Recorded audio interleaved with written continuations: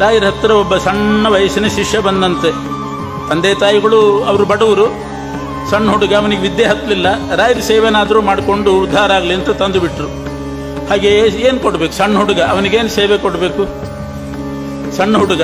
ಅದಕ್ಕಿಷ್ಟು ಹೇಳಿದ್ರಂತೆ ರಾಯರು, ನಾನು ಆಚೆ ಈಚೆ ಹೋಗಿ ಬಂದಾಗ ಒಳಗೆ ಬರುವಾಗ ನನ್ನ ಕಾಲಿಗೆ ನೀರು ಹಾಕು ಅಂತ ಕೆಲಸ ಕೊಟ್ಟರು. ಒಂದು ತಂಬಿಗೆ ನೀರು ತಗೋ, ನನ್ನ ಪಾದಕ್ಕೆ ಹಾಕು, ನಾನು ಒಳಗೆ ಬರ್ತೇನೆ. ಹೊರಗೆ ಹೋದರೆ ಸಂಚಾರ ಮಾಡಿ ಒಳಗೆ ಬರುವಾಗ ಪಾದಕ್ಕೆ ನೀರು ಹಾಕ್ಕೊಂಡು ಬರಬೇಕು. ಹಾಗೆ ಮನೆಗೆಲ್ಲೆಲ್ಲ ಓಡಾಡಬಾರ್ದು, ಅಶುದ್ಧಿ ಆಗ್ತದೆ. ಅದರಿಂದ ರಾಯರು ಹೇಳಿದ್ರಂತೆ, ಎಲ್ಲಾದರೂ ಹೋಗಿ ಬಂದ ಕೂಡಲೇ ನೀನು ಪಾದಕ್ಕೆ ನೀರು ಹಾಕು. ಅಷ್ಟೇ ಕೆಲಸ ಮಾಡಿಕೊಂಡಿದ್ದ.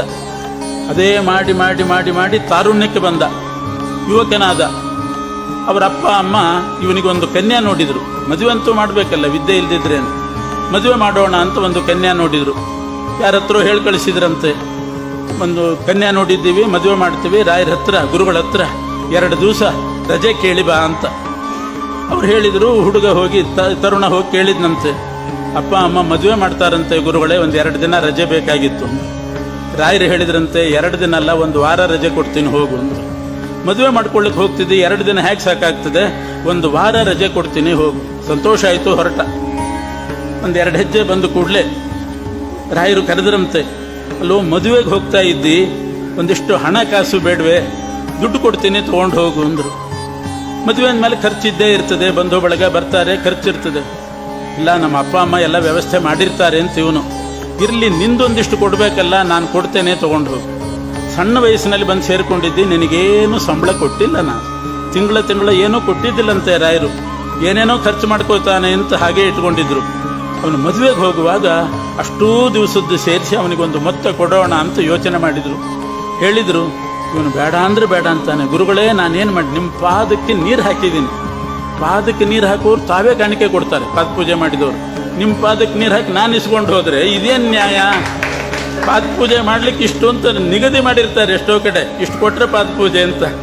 ನಾನು ನಿಮ್ಮ ಪಾದಕ್ಕೆ ನೀರು ಹಾಕಿದ್ದಕ್ಕೆ ನನಗೆ ದಿನಕ್ಕೆ 1 ತಂಬಿಗೆ ಹಾಕಿದ್ದೀನಿ, 1 ತಂಬಿಗೆಗೆ ಇಷ್ಟು ಅಂತ ನಾನು ಮಾಡಿದರೆ ಎಷ್ಟು ಅಂತ ಸಂಪಾದನೆ ಮಾಡಿ. ಬೇಡ ಗುರುಗಳೇ, ನಿಮ್ಮ ಪಾದಕ್ಕೆ ನೀರು ಹಾಕಿದ್ದಕ್ಕೆ ಸಂಬಳ ತಗೊಳ್ಳೆ ನಾನು ಅಂತ ಅವನು. ಇಲ್ವೋ, ನಾನು ಏನೂ ಕೊಡದೆ ಹೋದರೆ ಏನಂದಾರು ನನ್ನನ್ನು, ಏನಾದರೂ ಕೊಡ್ತೀನಿ ತಗೋ. ನಿಮಗೆ ಅಷ್ಟು ನನಗೆ ಕೊಡಬೇಕು ಅಂತಿದ್ದರೆ ದಿನ ನಿಮ್ಮ ಪಾದಕ್ಕೆ ನೀರು ಹಾಕ್ತಾ ಇದ್ದೆ ಒಂದು ಜಾಗದಲ್ಲಿ. ಆ ನೀರು ಹರಿದು ಹೋಗಿ ಒಂದು ಕಡೆ ಕೆಸರಾಗಿತ್ತು. ಒಂದಿಷ್ಟು ಕೆಸರು ತೊಗೊಂಡು ಹೋಗ್ತೀನಿ, ಅನುಮತಿ ಕೊಡ್ರಿ ಅಂತಂದು. ರಾಯರಂದರು, ಅಲ್ಲೋ ಇಷ್ಟು ವರ್ಷ ನನ್ನ ಸೇವೆ ಮಾಡಿದ್ದಕ್ಕೆ ನಿನಗೆ ಕೆಸರು ಕೊಟ್ಟು ಕಳಿಸಿದ್ರು ಏನಂದಾರು? ರಾಯರು ಒಂದಿಷ್ಟು ಮಣ್ಣು ಹಾಕಿ ಕಳಿಸಿದ್ರು ಅಂತಾರಷ್ಟೇ. ಕೊನೆ ಮಣ್ಣು ಕೊಟ್ಟು ಕಳಿಸಿದ್ರು, ಮಣ್ಣು ಹಾಕಿದ್ರು ಬಾಯಿಗೆ ಅನ್ನೋ ಹಾಗೆ ಆ ಅಪವಾದ ಬರ್ತದೋ? ಕೆಸರು ತೊಗೊಂಡು ಹೋಗಿ ಏನು ಮಾಡ್ತೀವಿ? ಇಲ್ಲ ಗುರುಗಳೇ, ದಿನ ನೀರು ಹಾಕುವಾಗ ನೋಡ್ತಾ ಇದ್ದೆ, ಆ ಭೂಮಿ ಏನು ಪುಣ್ಯ ಮಾಡಿದೆಯೋ ಏನೋ, ನಿಮ್ಮ ಪಾದೋದಕ್ಕೆ ಹೊತ್ತಿದೆಯಲ್ಲ ಅಂತ, ಅದರ ಪುಣ್ಯ ಎಷ್ಟು ಅಂತ ಅನ್ಕೋತಾ ಇದ್ದೆ. ಆ ಪುಣ್ಯ ಮಾಡಿದ ಆ ಭೂಮಿಯನ್ನೇ ಒಂದು ಕೆಸರು ತೊಗೊಂಡು ಹೋಗ್ತೇನೆ. ಬಹಳ ಕೇಳಿದ್ದಕ್ಕೆ ಅದಕ್ಕೆ ಧಾರಾಳ ತೊಗೊಂಡು ಹೋಗು ಅಂದರು. ಒಂದಿಷ್ಟು ಕೆಸರು ತೊಗೊಂಡು ಉಂಡೆ ಮಾಡಿ ಒಂದು ಹಿತ್ತಾಳೆ ಡಬ್ಬಿಯಲ್ಲಿ ಇಟ್ಕೊಂಡು ಬಂದಂತೆ ಹೊರಟ. ರಾತ್ರಿ ಆಯಿತು. ರಾತ್ರಿ ಆದಾಗ ಅವನೂರು ಇನ್ನು ಮುಂದಿನೂರು, ಹಿಂದಿನೂರಿಗೆ ರಾತ್ರಿ ಆಯಿತು. ಒಂದು ಕಡೆ ಒಬ್ಬರು ದೇಸಾಯರ ಮನೆ, ಹೊರಗಡೆ 2 ಕಟ್ಟೆ ಕಟ್ಟಿರ್ತಾರೆ. ಯಾರಾದರೂ ಬಂದರೆ ಕೂಡಲಿಕ್ಕೆ ಮಾಡಲಿಕ್ಕೆ ಹರಟೆಗೆ ಅಂತ ಕಟ್ಟಿರ್ತಾರೆ. ರಾತ್ರಿ ಆಗಿತ್ತು, ಬಾಗಿಲು ಹಾಕಿತ್ತು. ಇವನು ಯಾರನ್ನೂ ಎಬ್ಬಿಸಲಿಲ್ಲ. ಹೊರಗಡೆ ಕಟ್ಟೆಯಲ್ಲಿ ಮಲ್ಕೊಂಡ್ಬಿಟ್ಟ. ಆಯಾಸ ಆಗಿತ್ತು, ಮಲ್ಕೊಂಡ. ನಿದ್ದೆ ಹತ್ತಿತು. ಮಧ್ಯರಾತ್ರಿಗೆ ಯಾರೋ ಬಂದು ಎಬ್ಬಿಸ್ತಿದ್ದಾರಂತೆ. ಎದ್ದೇಳು ಎದ್ದೇಳು, ಯಾಕೆ ಇಲ್ಲಿ ಮಲ್ಕೊಂಡಿದ್ದೆ, ನಂಗೆ ತೊಂದರೆ ಆಗ್ತದೆ, ಏಳು ಏಳು ಅಂತ. ಎದ್ದು ನೋಡ್ತಾನೆ, ಬಾಗಿಲು ಹಾಕಿದೆ. ಒಳಗಡೆ ದೇಸಾಯಿ ಬಂದಿಲ್ಲ. ಈ ಕಡೆ ಯಾರೋ ಒಬ್ಬ ನಿಂತು ಏಳು ಅಂತಿದ್ದಾನೆ. ನೀ ಯಾರು ಅಂತ ಕೇಳಿದ್ದಂತೆ. ಹುಡುಗ ಕೇಳಿದೆ ಸಹಜವಾಗಿ, ನೀ ಯಾರು? ಆಗ ಹೇಳಿತು ಆ ಜೀವ, ನಾನು ಪಿಶಾಚಿ ಅಂತ. ನಾನು ಪಿಶಾಚಿ, ಈ ಮನೆ ಯಜಮಾನ ನನಗೇನೋ ದ್ರೋಹ ಮಾಡಿದ್ದ, ಅದಕ್ಕೆ ನಾನು ಸತ್ತು ಪಿಶಾಚಿಯಾಗಿದ್ದೀನಿ. ಆ ಯಜಮಾನನ ಮಗನ ಬಲಿ ತಗೊಳ್ಳಿಕ್ಕೆ ಬಂದಿದ್ದೀನಿ. ನೀನು ಕಟ್ಟೆಯಲ್ಲಿ ಮಲಗಿದ್ದು ನನಗೆ ಒಳಗೆ ಹೋಗ್ಲಿಕ್ಕೆ ಅಡ್ಡಿ ಆಗ್ತಾ ಇದೆ. ನೀ ಎದ್ದು ಹೋಗು, ನಾ ಒಳಗೆ ಹೋಗಿ ಬಲಿ ತಗೋತೇನೆ ಅಂತ. ಇಷ್ಟು ಹೇಳಿದ ಕೂಡಲೇ ನನ್ನನ್ನು ಇಲ್ಲಿ ಬಲಿ ತಗೋತಾನೋ ಅಂತ ಇವನಿಗೆ ಗಾಬರಿ ಆಯಿತು. ಆ ಚೀಲ ತಲೆಯಲ್ಲಿ ಇಟ್ಕೊಂಡು ಮಲ್ಕೊಂಡಿದ್ದ, ತಲೆ ಬುಡದಲ್ಲಿ.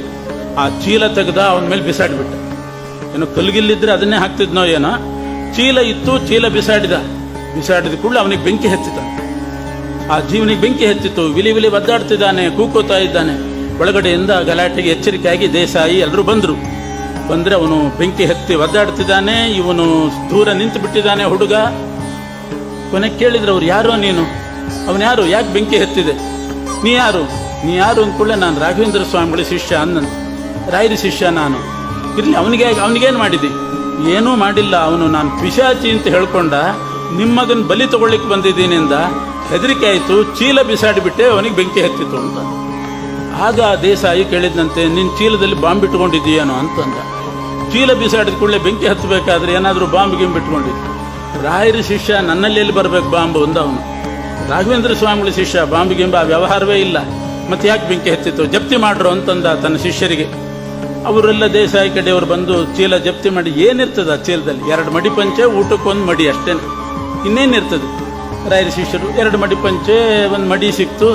ಕೊನೆಗೆ ನೋಡಿದ್ರು ಒಂದು ಸಣ್ಣ ಹಿತ್ತಾಳಿ ಡಬ್ಬಿ. ಹೇಳಿದರು, ದೇಸಾಯರೇ ಏನೋ ಡಬ್ಬಿ ಇದೆ ಇದರಲ್ಲಿ, ಏನಿದೆ ತೆಗೆದು ನೋಡಿ. ಏನೋ ಮಣ್ಣಿದೆ. ಕೇಳಿದ್ರು, ಏನೋ ಇದು ಡಬ್ಬಿ? ಇದ ನಮ್ಮ ಗುರುಗಳದ್ದು ಪಾದದ ಮೃತ್ತಿಕೆ ಅಂತಂದ. ನಮ್ಮ ಗುರುಗಳು ಪಾದ ಮೃತ್ತಿಕೆ, ಅದು ನಾನು ಮದುವೆಗೆ ಹೊರಟಿದ್ದೆ, ಏನಾದರೂ ಕೊಡ್ತೀನಿ ಅಂತ ಬಲವಂತ ಮಾಡಿದ್ರು. ಏನೂ ಬೇಡ, ನಿಮ್ಮ ಪಾದದ ಮೃತ್ತಿಕೆ ಕೊಡಿ ಅಂದೆ, ಆ ಮೃತ್ತಿಕೆ ತೊಗೊಂಡು ಬಂದಿದ್ದೀನಿ. ಆಗ ಅರ್ಥ ಆಯಿತು, ರಾಘವೇಂದ್ರ ಸ್ವಾಮಿಗಳ ಪಾದದ ಮೃತ್ತಿಕೆಗೆ ಇಷ್ಟು ಮಹಿಮೆ ಇದೆ. ಆ ಮೃತ್ತಿಕೆ ಇರೋದು ಡಬ್ಬಿಯಲ್ಲಿ, ಆ ಡಬ್ಬಿ ಚೀಲದಲ್ಲಿ. ಅವನಿಗೆ ಆ ಚೀಲ ತಾಗಿದ್ದಷ್ಟೇನೆ, ಅಷ್ಟಕ್ಕೆ ಬೆಂಕಿ ಹತ್ತಿದೆ. ಇನ್ನು ಡಬ್ಬಿ ಗಿಬ್ಬಿ ತಾಗಿದ್ರೆ ಏನಾಗ್ತಿತ್ತು? ಆ ಚೀಲ ತಾಗಿದ್ದಕ್ಕೆ ಸ್ಪರಿಸಿದ್ದಕ್ಕೇನೆ ಆ ಬೆಂಕಿ ಹತ್ತಿಬಿಟ್ಟಿತ್ತು. ಆಗ ದೇಸಾಯಿಗೆ ಅರ್ಥ ಆಯಿತು, ರಾಯರ ಪಾದದ ಮೃತ್ತಿಕೆಗೆ ಎಷ್ಟು ಮಹಿಮೆ ಇದೆ ಅಂತ. ಅವರ ಹಿಂದಿನವರು ವ್ಯಾಸರಾಜರು, ಅವರ ಮೃತ್ತಿಕೆಗೂ ಕೂಡ ಅದೇ ಮಹಿಮೆ. ಎನ್ಮೃತ್ತಿಕಾ ದರ್ಶನ ಮಾತ್ರ ಭೀತಃ. ಆ ಮೃತ್ತಿಕಾ ದರ್ಶನ ಮಾಡಿದರೆ ಸಾಕಂತೆ, ಸ್ಪರ್ಶ ಬೇಡ, ದರ್ಶನ ಮಾಡಿದರೆ ಸಾಕು. ಭೀತಃ ಕ್ವಚಿತ್ ಪಿಶಾಚಸ್ತದನುವ್ರತೇಭ್ಯ. ಪಿಶಾಚಿ ಓಡಿ ಹೋಯ್ತಂತೆ ಅಂತ. ಆಮೇಲೆ ಆ ಪಿಶಾಚಿ ಸತ್ತೋಯ್ತು, ಮೃತ್ತಿಕಾ ಸ್ಪರ್ಶದಿಂದ ಸತ್ತೋಯ್ತು. ಆಮೇಲೆ ಆ ದೇಸಾಯಿ ರಾಯರ ಶಿಷ್ಯನ ಒಳಗೆ ಕರೆದಂತೆ. ಹೊರಗ್ಯಾಕೆ ಮಲ್ಕೊಂಡಿದ್ಯೋ, ಇವತ್ತು ನನ್ನ ಮಗ ಉಳಿದ, ಬಾ ಒಳಗೆ ಬಾ ಅಂತ ಒಳಗಡೆ ಕರೆಸಿ ಒಳಗಡೆ ಮಲಗಿಸ್ಕೊಂಡ. ಮರುದಿವಸ ಅವನು ಹೋಗುವಾಗ 10,000 ರೂಪಾಯಿ ಕೊಟ್ಟು ಕಳಿಸಿದ್ನಂತೆ. ಇವನು ಅಂದ್ಕೊಂಡ, ನಾನು ಗುರುಗಳು ಕೊಡ್ತೀನಿ ಅಂದಾಗ ಹಣ ಕೊಡ್ರಿ ಅಂದರೆ ಒಂದು 500 ರೂಪಾಯಿ ಕೊಡ್ತಿದ್ರೋ ಏನೋ. ಈ ಮೃತ್ತಿಕೆ ಕೇಳಿದ್ದಕ್ಕೆ 10,000 ರೂಪಾಯಿ ಸಿಕ್ತು ಅಂತ ಅವನು ಅಂದ್ಕೊಂಡ. ಇಲ್ದಿದ್ರೆ ಗುರುಗಳು ಅಷ್ಟೇ ಕೊಡ್ತಿದ್ರು ಪಾಪ, ಅದಕ್ಕೆ ಬೇಡ ಇನ್ನೊಂದು ಸ್ವಲ್ಪ ಜಾಸ್ತಿ. ಆಗಿನ ಕಾಲಕ್ಕೆ ಅದಕ್ಕೆ ಬೆಲೆ ಇದೆ ಅಂತ ಇಟ್ಕೊಳ್ಳಿ. ಅವನು 10,000 ಕೊಟ್ಟು. ಹಾಗೆ ವ್ಯಾಸರಾಜರ ಮೃತ್ತಿಕೆ ಅಂತಂದರೆ, ದತ್ವಾ ಧನಂ ವಂಚಿತಮಾಪ್ಯತಸ್ಯ ತೈರ್ವಾಜಿತೋಯ ದಚಿರೇಣ ಮುಕ್ತಿಂ ಯತ್ಕೌಶಿಕಾನಾಸಿಕ ಮುಕ್ತ ಜಲಾತ್ ನಿಶಂಕಿತಾನ್ ನರಾನ್ ವ್ಯಾಘ್ರೋ ಮಹಾನಪಿ ಸ್ಪೃಷ್ಟುಂ ನಾಶಕತ್ತಮಿಹಾಶ್ರಯೇ. ಇನ್ನೊಂದು ಕಡೆ